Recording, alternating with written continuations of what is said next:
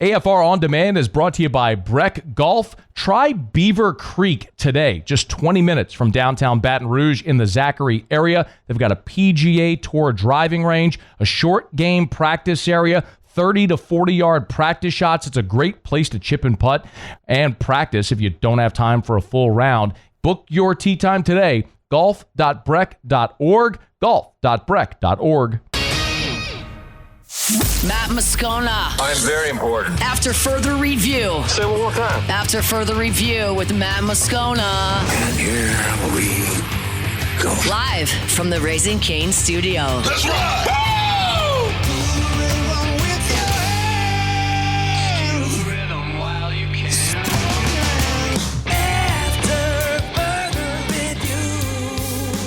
Hour 2, off we go. Welcome aboard. Glad you're with us. It's AFR. I'm Matt. Love you, Matt. Paul O'Neill. They're chanting Paul O'Neill's name. Mute. So. And Mr. Toby Tomplay.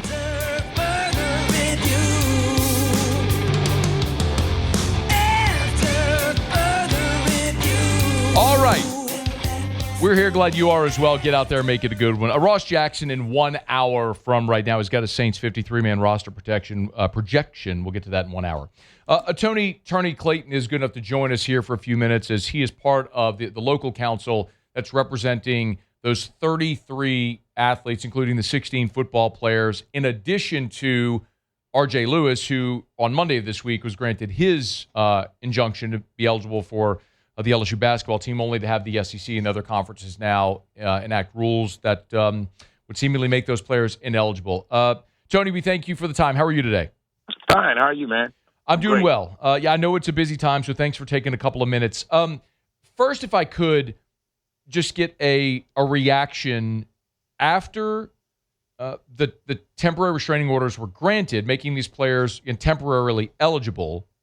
The SEC, the 4 power leagues passed their rules, seemingly making them ineligible. What is your response to those new rules? It flies in the face of reality and common sense. And the bottom line, it flies in the face of the law. And here's why. You got to look at the circumstances of these young athletes. One, some of these folks were walk-ons. Some of them never really stepped foot on the field. But for the NCAA to sui sponte issue a ruling that they now are allowing 5 years so those kids can play their 5th year, then you totally are treating these folks arbitrarily and capricious by not allowing them to step back and finish their 5th year. But even more so than that, Mac, you have to look at the judge issued an order stopping the NCAA from doing so. Let me read you Louisiana law. Hold 1 second. Okay. I'm going to pull it up right quick. Here's the law. Okay. The law says, the article, I think 3605, it says, on my phone, what I got? Contents and scope of injunction or restraining order. An order granting either a preliminary or a final injunction, a temporary restraining order, shall describe in reasonable detail and not by mere reference. It goes on to say, the order shall be effective against the parties restrained, their officers, agent, employees, and counsel, and those persons in active concert or participation with them. The NCAA happens to be its members, SEC, just all the football programs. That's the NCAA, as well as their employees, their agents, their school. You are enjoined from prohibiting these kids from being eligible to play ball. And for the courts to deny the NCAA or to stop them from stopping these kids from being eligible, the SEC turns around after the ruling and pass a bylaw that's to circumvent the court's ruling. That's so wrong. It's illegal, and it's flat out just contemptuous in the face of a court's ruling. I don't know how else to put it, man. That's just plain as it goes. I'm going to ask a few points of clarification because I'm not an attorney. I've talked to a lot of attorneys in the past week, so I feel like I'm getting a pretty good hang of this component. So the temporary restraining order that was issued last week, and just you were part of that legal team, correct, with the Texas trial group as well, Yes. correct? Okay. Yes. The temporary restraining order, which is good for 10 days, that suit was against the NCAA. It is, based on what you just told me, it's your assertion that TRO enjoins the SEC as well, correct? Just so I'm getting that right. Yes, it does, because you're a member institution of the NCAA. Okay. So look, if you look at antitrust laws, you'll see where there are monopolies and things of that nature. They fly in the face of the Sherman antitrust laws. Well, there's also, when you break that law down, it's called cartels. So the schools can't take it upon themselves and act as a little cartel and still violate someone's rights. So you got Greg Sankey, or whatever his name is, acting like some renegade, and passing a law that has a retroactive effect. Imagine this. You're driving home, and you're driving 55 miles an hour, and then all of a sudden Greg Sankey in the SEC says, well, you can't pass 5 miles by LSU. I know that's retarded, or I've used that word, ridiculous, but you can't pass a retroactive bylaw that affects folks. Now, they can do it next year, but you can't do it now. Right. Is there, so some states today, and I understand every state law has its own nuance, but some states, some of the 18 cases filed on behalf of student athletes from the class of 2022, some attorneys in various states have filed amended TROs to name that particular conference. Are you or I just did that, so it's sitting on the judge's desk. I just walked that through. Now, I don't know if you knew minutes ago, the state of Texas, the judge there just penciled in the SEC and signed a restraining order prohibiting them from the state of Texas. So we're not the only state seeking to have this done. So Texas has already done it, and we're going to put forth our issues to have ours signed. I just think the SEC and their commissioner are just flat out wrong on this one, and they need to be called out on it. These children, these young athletes didn't do anything wrong. They followed the rules. And if you tie it back to my injunction that we got earlier this week for R.J. Louise, there are 91 pro players that played in the pros overseas, 91, and they're now playing for college. And you got a kid like Louise who didn't play one pro game. He stepped his toe in the water at the G League, and you're going to ban him. And I had the NCAA guy, we had him on cross-examination, and I asked him, I said, how do you treat an American citizen and stop that kid from playing for college over here when you let 91 folks from overseas? And he kind of got trapped up on that. I said, you can't discriminate against our Americans and let the pros from over there. Mm-hmm. I even put in a document where this player from over there was paid a ton of money in the pro league over there. One of them, 852 games in the pros over there. But they've just infiltrated our colleges, and they can play, but you can't let our American citizens play. Something's wrong with that. And I'm going to stand up, pin down on it every time. Attorney Tony Clayton is with us. So you mentioned that you just filed an amended, I want to make sure I have the verbiage correctly, an amended TRO? Yes. Okay. So I just added the SEC and Mr. Greg Sankey, whatever his name is, I added him into it to prohibit him from, the whole SEC from passing any bylaws that would prohibit these kids from being eligible. Was anybody else named, or just the league and Greg Sankey? The league and Greg Sankey, that's it. Okay. Now, on Monday, the 33 student athletes, including the 16 football players, are scheduled to have a temporary injunctive hearing in front of Judge Will Jordan. By the way, is that who you filed the amended TRO with Judge Jordan? It's filed, yes.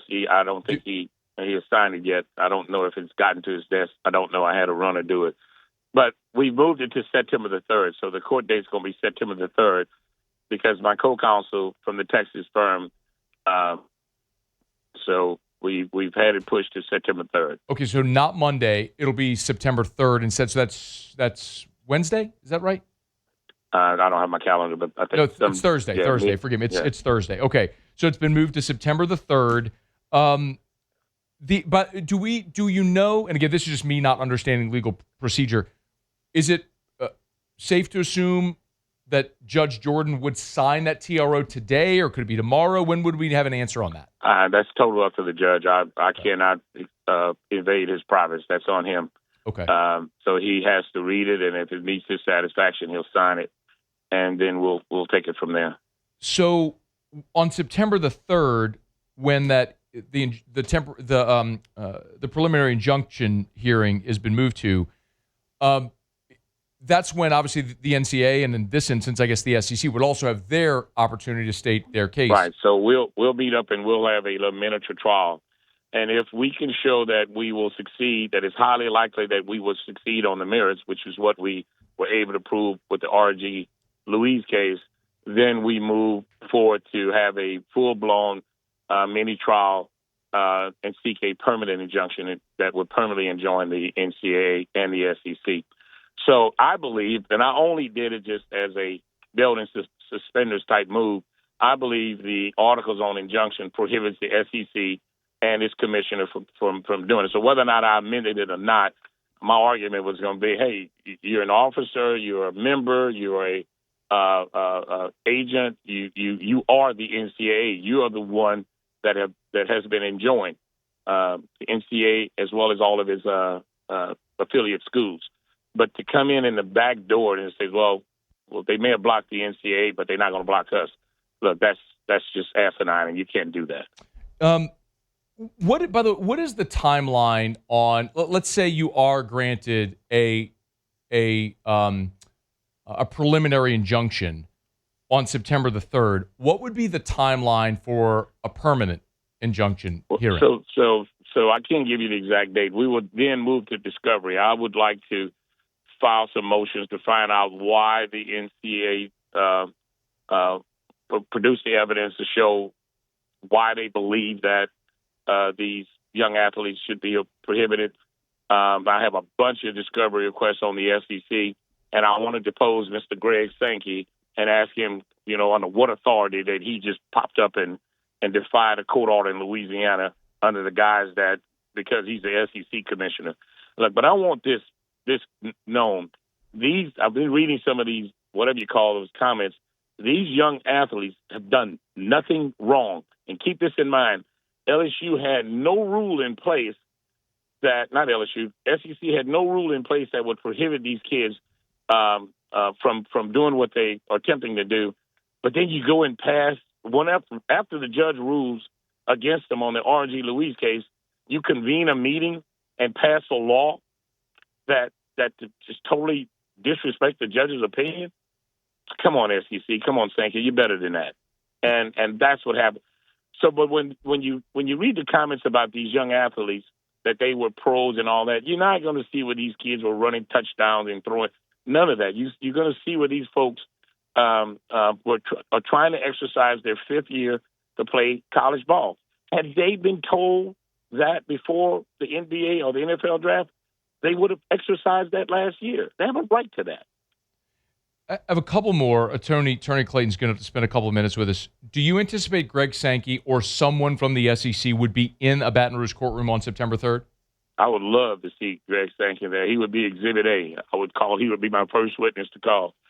If I'm Greg Sankey, I would stay 100 miles away from Baton Rouge at all times during these proceedings. This is, again, just my ignorance. Does someone from the SEC, would they be required to be in court for that hearing on the 3rd? So you can take the evidence by affidavits or in person. We plan to have some of our folks there in person, but, they can do it either way. I suspect that they will. The NCAA on the R.G. Louise case earlier this week or last week, they had the chief compliance officer there, and we cross-examined him. So his testimony is locked down.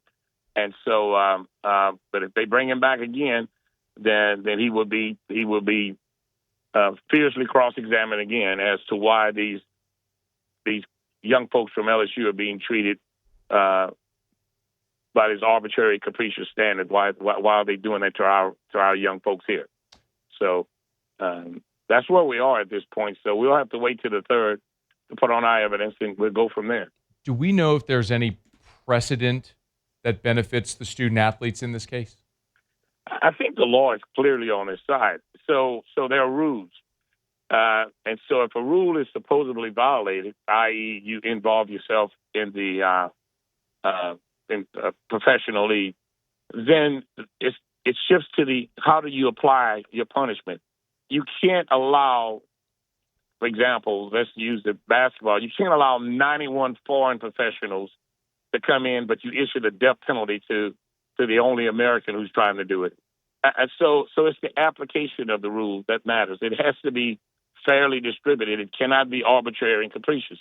And the NCAA is operating like they're their own little dominion, like they're a bunch of dictators. And I think you can see the United States Supreme Court cases that NCAA should be drawn in, brought to the table, and tell them, hey, you can't act like a dictatorship. There are rules, and you have to respect the rules and constitutional rights of these players. You just can't come in arbitrarily and institute some bylaw that has a retroactive effect to it. I mean, this is unprecedented what the NCAA is doing, and it's about time that we, as a country, rein them in and tell them they got to stop. Attorney Tony Clayton, is there anything else that our audience needs to know that I haven't asked, that we haven't covered? You are the best, and I listen to you all the time. So that's not a question, but it's a compliment to you. So keep it up. Make sure your audience is informed and let them know both sides, and I appreciate you for that. Call me if you need anything. Take care. Thank you, sir. That is Attorney Tony Clayton. Let me break. We'll come back and we'll react. It's AFR. AFR. We're brought to you by Duplessis Pools, DuplessisPools.com, DuplessisPools.com. If you're thinking of putting in a pool, you got one call to make. It's to Derek Duplessis and my friends over at Duplessis Pools. Their growth has been amazing. I've told you the story before. Derek's an engineer by trade. Dude graduated in mechanical and aerospace engineering. Dude's a rocket scientist, basically. And built a pool for his sister. Said, I think I could do that. Kind of fell in love with it. Ended up building, I think, 6 pools his first year. And then it just went kaboom. Now the last 2 years, they've been voted by Pool & Spa Magazine a top 50 pool builder in America, the only Louisiana pool builder to earn that designation. They've got it 2 years in a row. So if you've ever thought of putting in a pool, remember, you got options and affordable options as well. You want a palatial resort-style pool, they can do it as palatial as you want. They got 11 different designs already laid out. Go check them out right now, DuplessisPools.com. DuplessisPools.com. River Parish Contractors, rpcontractors.com. That's where you can get them online, rpcontractors.com. And I love telling you about River Parish Contractors because it really has been my pleasure to get to know so many of my friends over at River Parish Contractors. We had a chance to talk to Big Jake. Ronnie's become a good friend over there. I mean, Chad, Luke, Trey, Josh, Darren, Drew, the whole crew that I've gotten to know over at River Parish Contractors are awesome. When you see their operation, get to know them, you understand why they've been in business since 2001 and not just been in business for a quarter century, but they are thriving. It's pretty remarkable. They've had record-setting Q1, Q2, and they're on pace for a record-setting Q3 as well. All their work from Baton Rouge to Chalmette. So you're home every night. Like they work here. They're not interested in working in California or San Antonio. They're here. It's River Parish Contractors. rpcontractors.com. After further review with Matt Moscona.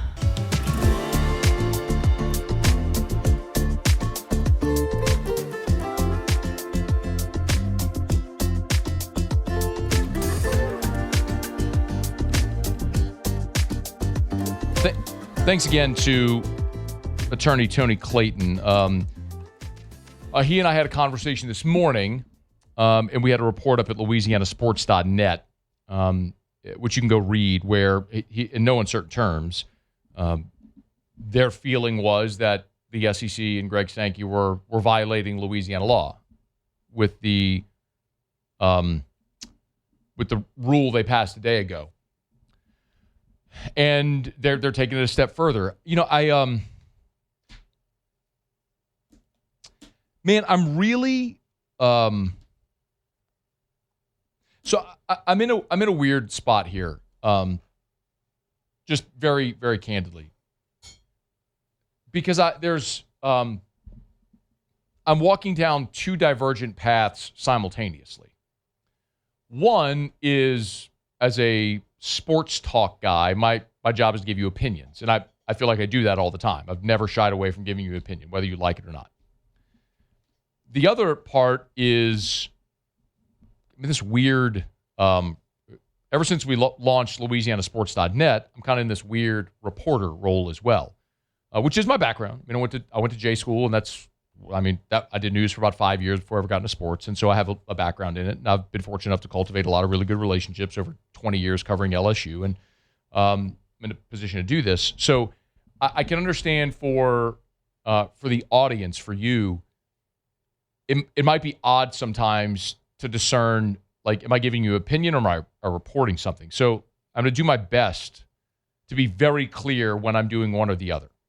When I have Tony Clayton on the show, my job is like reporting facts of what's going on right now. And there's a few very pertinent things that he said. So keep in mind, the original case, again, people saying LSU's not suing anybody. LSU is not suing the NCAA. LSU is not suing the SEC. You have a group of players who their careers came to an end, rules changed, they're trying to get a year of eligibility back. It's that simple. And all over the country, you've seen cases pop up. There's 18 cases right now in various states involving some 200 athletes. And one of them happens to be in Baton Rouge with 33 athletes involved. And obviously, LSU and Lane Kiffin are a lightning rod, so that's sort of been the thing that everybody's talked about. Never mind the fact that Cole Hudson, the offensive lineman from Texas, I believe it was August the 6th, filed for his temporary restraining order to rejoin Texas. Nobody talked about that. When it's Lane Kiffin trying to get a kid from Ole Miss, it's headline news. So I get that. But the things that are important to note here, the players are suing, and they were suing the NCAA. And so the TRO made him eligible. Well, the SEC came in and said, no, you're not. And so the question is, which holds? Well, the restraining order is against the NCAA, not the SEC. So what Tony Clayton did today, effectively, was went to a Baton Rouge court to Judge Will Jordan, and he issued an amended TRO to include the SEC. So now that lawsuit is against the NCAA and names the SEC and Greg Sankey specifically, is what he said. So if Judge Jordan, signs that temporary restraining order, then those players are eligible against the NCAA rule and SEC rule. And then they'll go to court, which was supposed to be on Monday. He told us it's now been moved to September the 3rd. That's Thursday. If in court on Thursday, Judge Jordan awards them a preliminary injunction, then they're eligible. All of those players are eligible. Daquan Wright, Xavier Harris, all of them. We talked about the cornerback from Utah, Cotton, who is was told yesterday, is in Baton Rouge and is expected to join the LSU football team. So Blake Cotton is his name, excuse me. All those players would be eligible. And so then the next step would be a permanent injunction. Well, that wouldn't happen for months. It would be after the season. So all that to say, like, this is coming to a head on Thursday. Thursday, they'll be in court. That's provided Judge Will Jordan signs the TRO today, which I'm assuming he will. Again, I'm not an attorney, but Lord knows I've had enough conversations with enough attorneys over the last 2 weeks to last my life. And I'll be very happy. I have a lot of friends who are attorneys. My dad's an attorney, but I'd be very happy to never have to do this again. Which I know is obviously not going to happen, but it would, if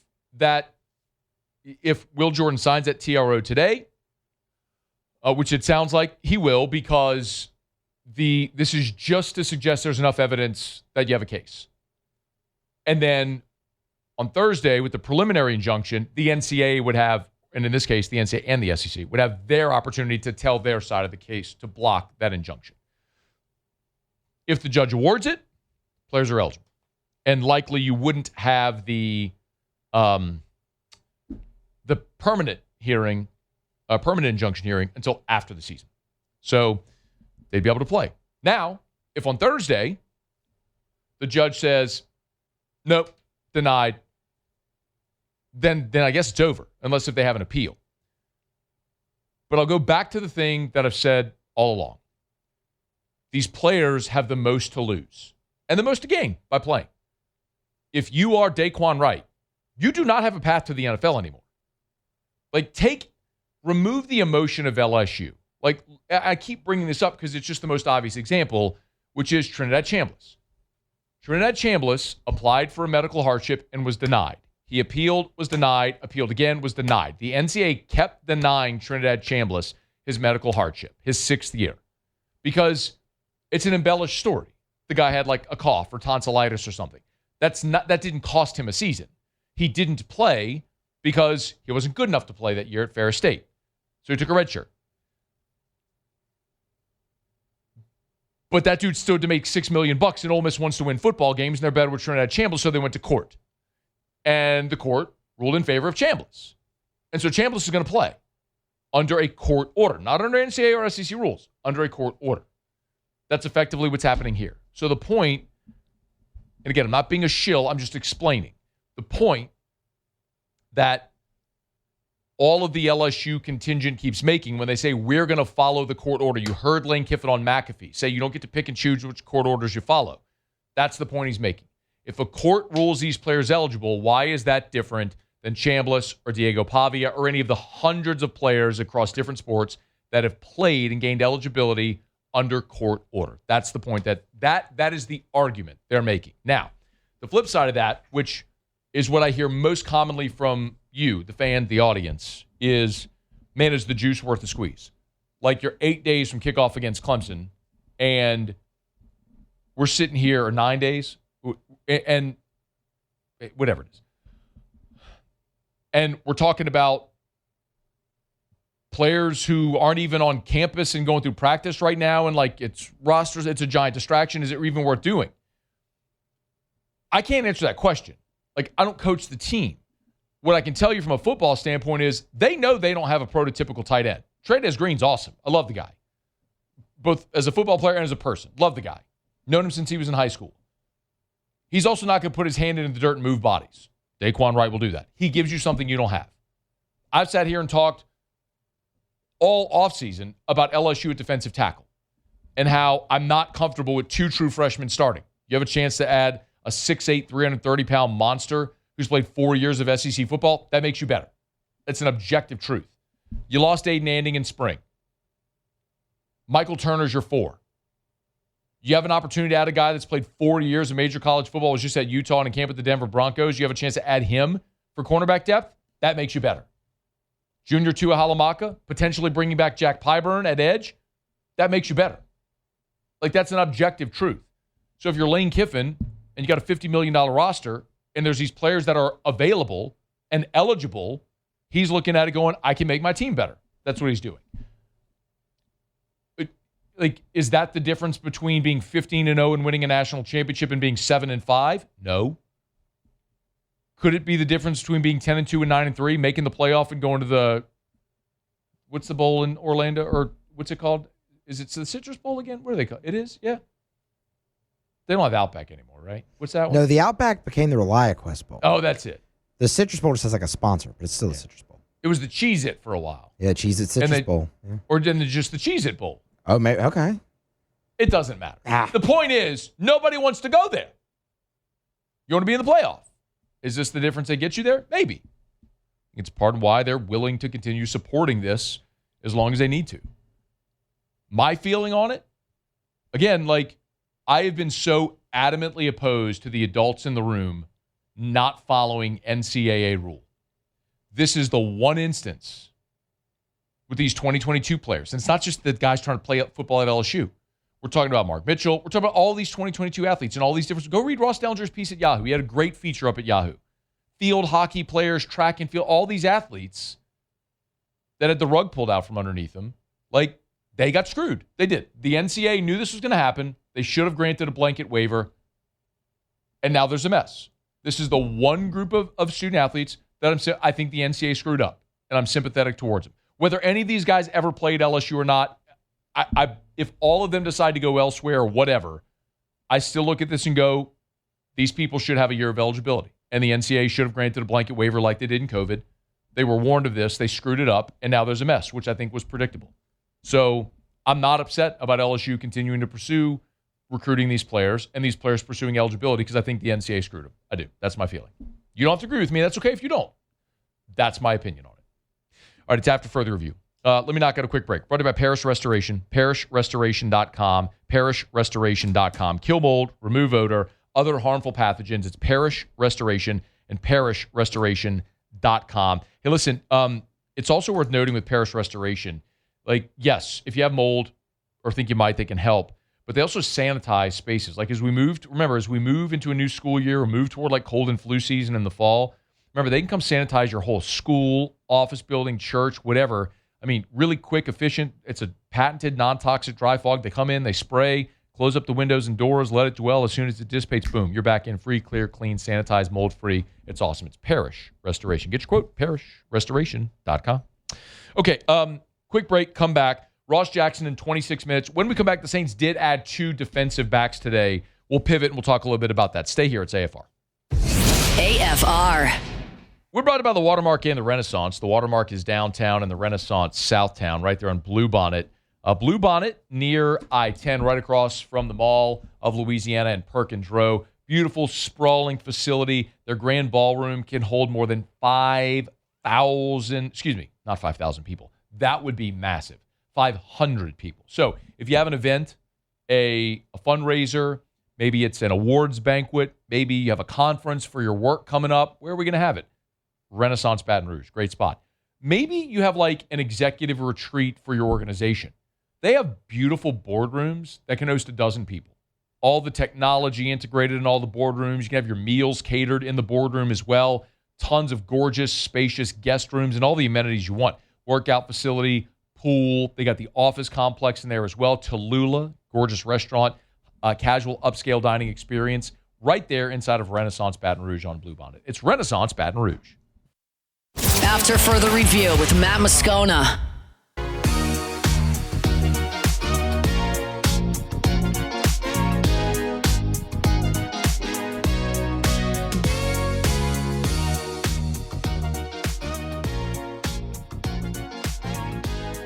I promise I'm going to talk about the Saints, but this is developing from Ross Dellinger.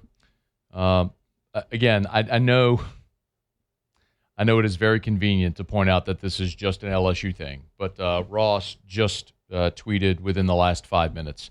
A Dallas judge has granted a TRO today for several college athletes, granting them an additional year of eligibility. The TRO names the NCAA, SEC, and Commissioner Greg Sankey as defendants. So now this is a Texas court, state court, that has granted a TRO against not only the SEC, or the NCAA, but also the SEC and Greg Sankey. That is the same defendants in the updated TRO that Attorney Tony Clayton submitted today to Judge Will Jordan. We're waiting to see if it's signed. If I do, in fact, get that before we go off air, we'll let you know. There was another sort of interesting comment today from, this was a question from Julie on the text line. Julie said, she noted that the College Football Playoff Committee is considering banning any school that that plays these players from the playoff, and there's nothing the law can do about that. So that's not exactly true, Julie. What I would assume would happen, given the little scope that I have knowledge of this, is if it came to that, well, then the very natural extension would be you go then file another amended restraining order and you include the college football playoff. Effectively, if there's a very basic, simplistic way they're going to try to explain this, and I hope I'm doing a good job of it, the judicial system overrides the SEC, the NCAA, the college football playoff. Like, you can't break the law. And so understand that's what this is. A judge is saying by law these players are eligible. So if you try to make them ineligible or punish them, then you're breaking the law. Maybe that's the most simplistic way that I could say it. So if the college football playoff tried to do that when the schools are playing players that are eligible by law, as silly as it sounds, and I trust me, I get it. I would rather be talking about how Blake Baker's defense is going to attack Christopher Vizina in 8 days, okay, than this. But this is the reality of where we are. And if the college football playoff tried to punish any of these schools, provided they get their injunction, they would be breaking the law. Hope that makes sense. All right, it's after further review. Thanks for hanging out with us here. The Saints did add a couple of defensive backs today. Get to that here in just a quick second. We're brought to you by Lee Michaels Fine Jewelry, lmfj.com, lmfj.com for Lee Michaels Fine Jewelry. Again, at Lee Michaels, they are in the celebration business. They are here to celebrate all of your great milestones. Celebrate an engagement, Lee Michaels Fine Jewelry. A birthday, an anniversary, graduation, a promotion, whatever it may be, or just celebrating life. Gents, thrill her with a gift in the red box from Lee Michaels Fine Jewelry. lmfj.com, that's the website. Baton Rouge, New Orleans, Lafayette, Shreveport, and online at lmfj.com, lmfj.com for Lee Michaels Fine Jewelry. The New Orleans Saints today have added a pair of defensive backs. Veteran Michael Davis is rejoining the team. He was with the Saints for a short stint a year ago. And David Long Jr. has also signed with the Saints after a workout. Both worked out yesterday. So Long was a fourth-round pick of the Rams. The Saints placed Rajon Wright on injured reserve Monday. We also know that Quincy Riley is dealing with a groin that has him out for an indefinite amount of time. Davis, again, is familiar with New Orleans. He played 11 games for the Saints a season ago. He was a UDFA with the Chargers in 2017, spent 7 seasons there, then joined New Orleans. Probably pull up that photo of him in that awful black Saints helmet with the stupid fleur-de-lis pattern that goes wide to thin in the back. It's unfortunate that that's the photo that we have of Davis, but he did play for New Orleans. And Long has kind of been around the league a little bit. He was a third-round pick of the Rams. He played 4 seasons there in L.A., was on the Super Bowl team, by the way, the one that beat the Bengals. Then after that, he's sort of bounced around. Was with the Raiders, the Colts, a dozen starts across 79 games in his career. So 2 veteran players here. I would just like to point out, this is not revisionist history. This was me after the Saints draft, which I liked what the Saints did in the draft. But I had literally had one issue with what the Saints did in the draft. I wish the Saints had gotten a cornerback earlier in the draft. Okay. They waited till the 7th round. That was my one complaint. Sometimes it has to be the right person on the board at the time. And you can say, well, Scone, do you like the Oscar Delp pick in round 2? I did. Good pick. They went and got a tight end. I would have preferred a cornerback. And this is what makes me queasy. Like, you lost Alontae Taylor, which, by the way, I was good in them not re-signing Alontae. I mean, the Tennessee Titans way overpaid. They made Alontae Taylor a top 10 cornerback paid in the NFL. It's ridiculous. I'm glad the Saints didn't pay Alontae Taylor like that. But not addressing corner in free agency of the draft was a problem.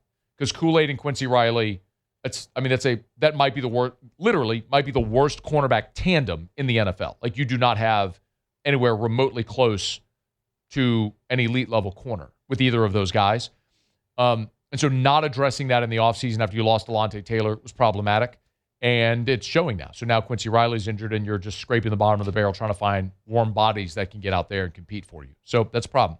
Hopefully it's not a devastating problem, but when you're going to go up against elite level receivers, which you're going to see a few in the first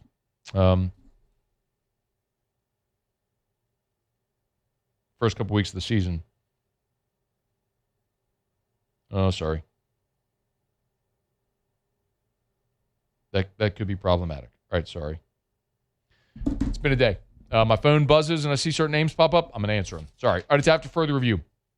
I mean, I got a break. Muse will do Tigers in the Pros. We'll wrap up hour number 2. Ross Jackson's here in 15 minutes. It's AFR.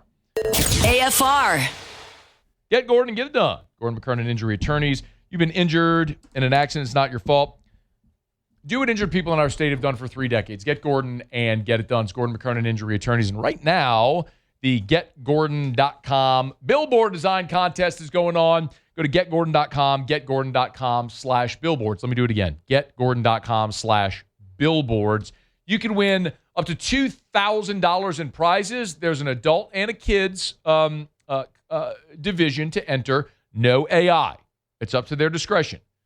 Let your creative juices flow, but no AI. Not only can you win up to $2,000 in prizes, but you can also see your billboard on an interstate billboard in town. It's pretty awesome. Go to getgordon.com/billboards to see all the rules and how you can enter. You got until September the 20th to enter, but it's a fun way to get engaged and to get Gordon. So go to getgordon.com/billboards. If you've been injured, you know what to do. Go to getgordon.com, getgordon.com. Get Gordon and get it done. Need a steel building? Proform Steel. I want you to remember the name. Why use Proform Steel? Well, I got tons of reasons. Here's a few. How about the lead times? 6 to 8 weeks from signed contract out the door. They'll get it to you quicker. Free delivery on every building. You buy it from them, they'll deliver it for free. It's Proform Steel. You can even order online. You can pick the style, size, color, doors, submit the form, get a call back the same day. And at Proform Steel, they use American-made materials on everything. No exceptions. It's Proform Steel. Maybe you need a shed in your backyard. Maybe we're talking about a big industrial facility. Need a steel building? You want Proform Steel. Make sure you call Brandon Golson, you know the name, at Proform Steel. Check him out, Proform Steel. After further review with Matt Moscona.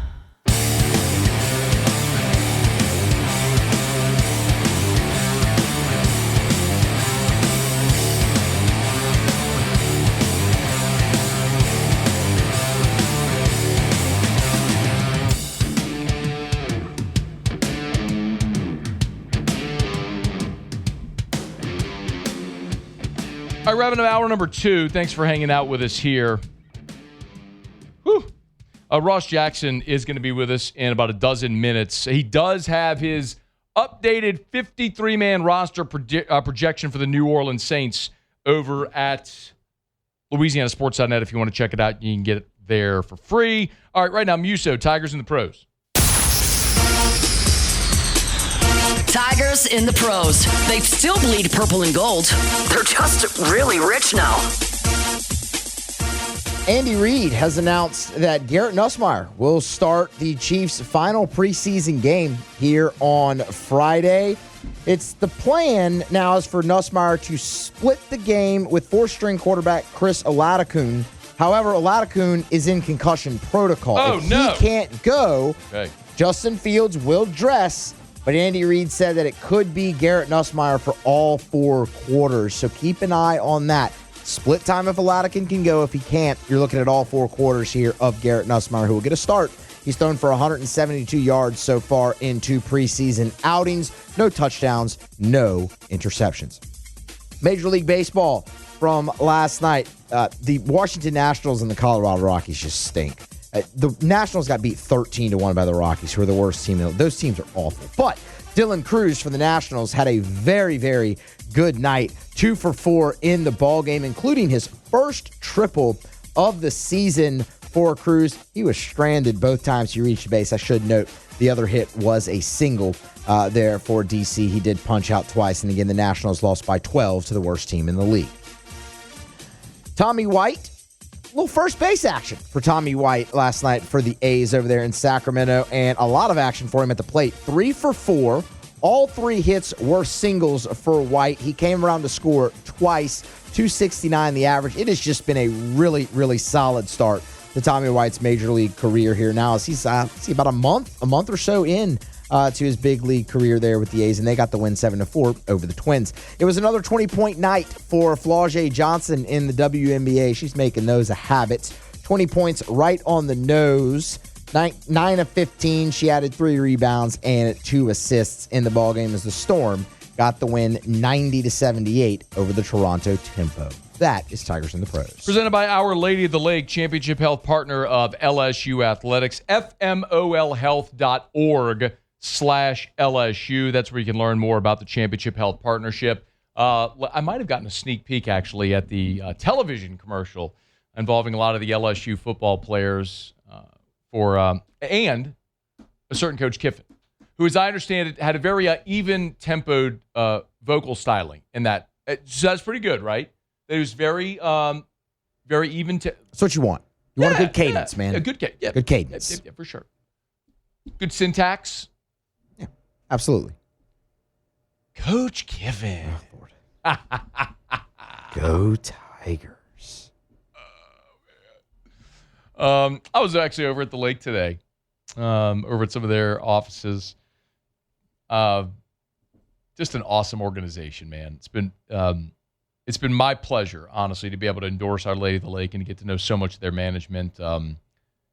They say, we trust the lake. You hear all the athletes say it all the time, but in a very literal sense, me and my family and I do as well. I've told you many times. I mean, we take Drew to Our Lady of the Lake Children's Hospital. He sees GI specialists. He sees neurology there. Dr. Shaw is awesome.